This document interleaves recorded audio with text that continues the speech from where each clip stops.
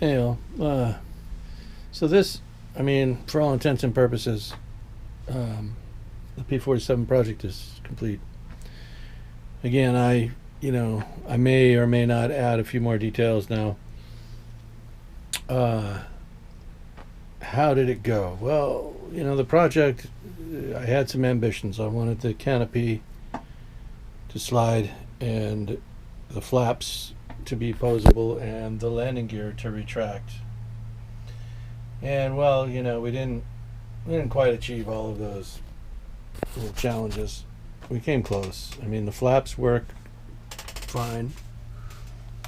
They can be positioned up or down.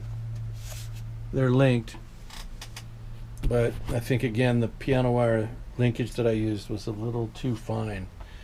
I should have used a more robust diameter of that of the piano wire for that.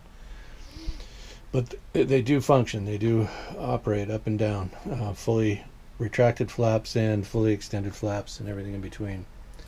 So that's fine. The gear will retract. It just won't retract fully and flush into the wells. And again, that's that's on me, obviously. I mean, I was the one trying to make that work, and it didn't quite happen. But here's the thing: the project languished. It sat on the bench for a good year without being touched. After I'd finished the fuselage and gotten about halfway through the infilling of the wing, and so once I finally got back on it, I was, I don't know, less inclined, not disinclined, but maybe a little less inclined to spend all that time on the gear mechanism than I was to just complete the project. We kind of got into a little bit of a get home-itis, which is fine. I mean, I tried not to let it affect any of the other parameters. We wanted a nice looking airplane, a solid representation of a P-47. And I think we got that. Now remember, the cowling was one piece with this molded in engine thing, and that chin scoop is wrong, and it just wasn't going to work. That had to go. So in order to make a slightly more faithful reproduction of the P-47 Republic jug, I scratch built a motor, and you can see those videos. The prop, I had to make a decent representation of the Hamilton standard propeller, and using the kit components, which is one of my prerequisite, that I at least make every attempt to use the kit parts, the things that the kit engineer and the kit manufacturer provide. We try to use that stuff. That's the drop tank that came with the kit. These are the bombs, munitions that came with the kit. Everything else was fabricated according to the plan as much as possible.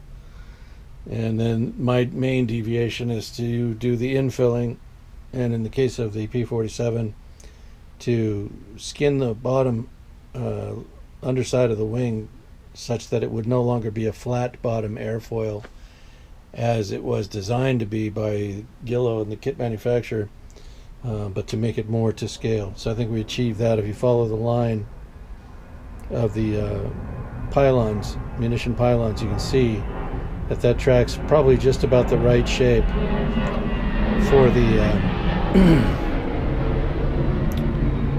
the underside of the wings as far as airfoil shape goes. So I think you can see that on both sides there, right? So with a scale like this, you can detail things up a little bit, and obviously you can go much farther than I did. These panels could be cut open and articulate in such a way. The cowling could be made in sections, and full-on scratch built motor could be built up and installed there.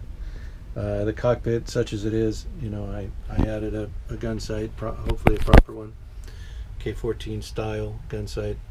We've got our controls and our control panel with instruments. Right. I added the tail strike to make it a P-47 D-40RA, I think is what we're after. A little different from the box art. The box art is an earlier model without the strake, without the fin strake. Gabreski's airplane done in the camouflage. It's a little bit earlier. This would have been a late June and onward, late June 1944 and onward, with the bare metal, no invasion stripes and so forth. Now again, this is a show plane.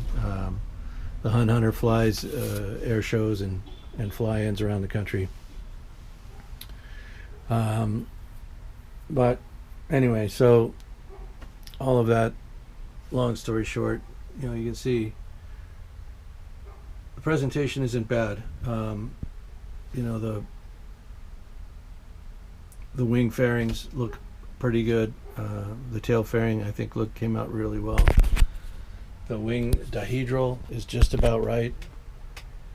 I tried to get that as close to scale as possible, using the reference book that I have here on the P-47, and in detail and scale, or in scale and detail. I don't forget how they word that. Now I can't seem to put my hands on the catalog.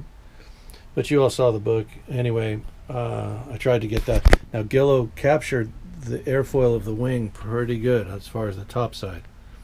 You know, that's how the wing should look. It's very, very specific design Seversky came up with for these elliptical wings, and you know, the shape and so forth of these wings.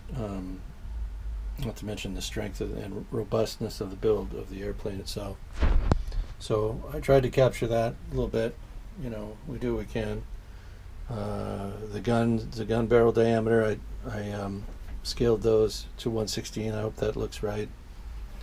Anyway, just, you know, we wanted to get the airplane to look as good as possible as far as scale, representation, and, you know, not really a full detail, but, you know, a 2-foot standoff. You look at this airplane from a foot or two away, and it should look as though it's a pretty fair representation, and that's what I typically go for. If I keep these airplanes, they hang somewhere in the house, or they hang out here in my shed, or they, you know, they get relegated. Anybody that really wants them can have one. So that's, you know, I just build them for fun.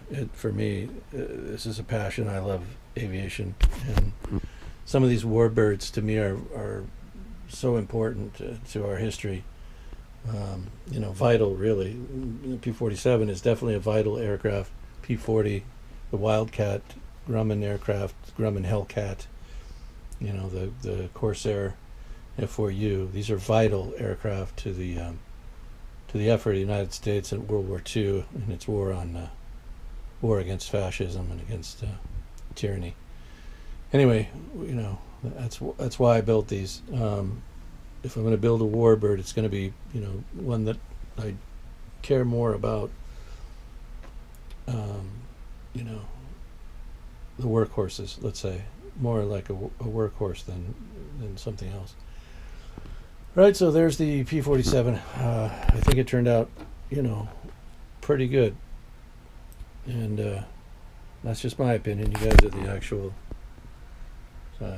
jurists on this, so, you know, let me know what you think in the comments of the P-47. Again, I'll probably, you know, do a few more little details to it. I don't know what, you know, but if I do carry on and add enough more to it, well, then I'll do another quick video, you know, any upgrades or finish work that I might do beyond what you see here. It needs a pitot tube. It needs the inner gear door struts. It needs the radio wire. I mean, these are things that I'll probably end up doing soon, not too far in the distant future. Right, another look in the canopy inside at the cockpit. There's the gun sight. Hopefully the camera's picking that up. I don't know. Right, panel lines. You know, some of the stencils. I didn't Obviously, I haven't placed all the stencils on there yet. I could put some more.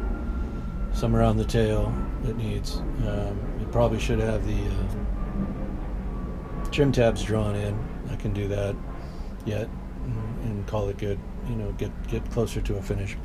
But for all intents and purposes, I just wanted to show you this, and we'll call this the final project completion.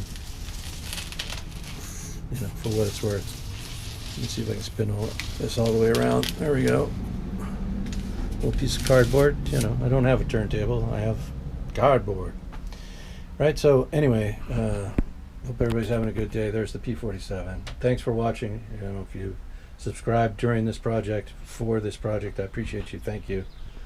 You know, feel free to go through all of the different playlists, and I'm still working on those, to getting those grouped together a little better, or more arranged better in timeline, you know, closer to the actual timeline. So, you know, if you see changes in there, that's because that's what I'm trying to do, is, you know, get it cleaned up and make it a little better. Kind of learning on the fly with all that YouTube stuff. But here it is, P-47. We'll call it project complete. Thanks for watching. Have a great day.